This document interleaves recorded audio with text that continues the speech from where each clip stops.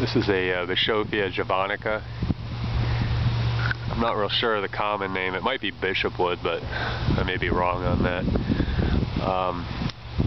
It's in the Phyllanthacea, or however Thaceae, or however that would finish off. I'm a little rough on that, but the Phyllanthacea family. It kind of looks like it could be in ficus, and it's a native to Southeast Asia. And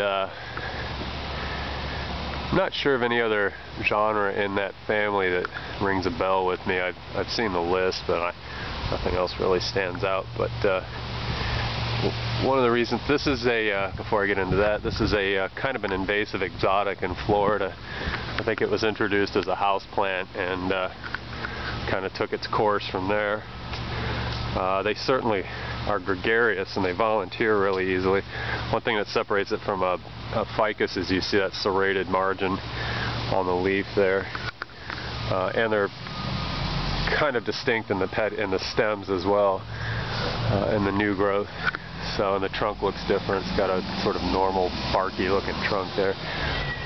But anyway, one of the reasons I wanted to put this on was it does have a bunch of ethnobotanical uses in its native habitat. The fruits can be used as a wine, as a beverage, and the seeds have a high oil content, which they use. I don't know if they use it for cooking or if they use it for utility purposes, like a lube or something. The wood's used as lumber. I think the roots have medicinal purposes, and there's a red dye that's extracted from this tree too, and I don't know if it's from the bark or what component of the tree it's from. And the leaves are supposed to be edible too.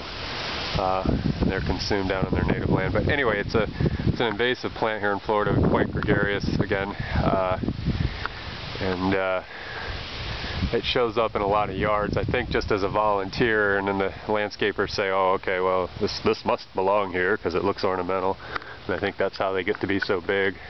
So anyway, Bischofia javanica, kind of a pest.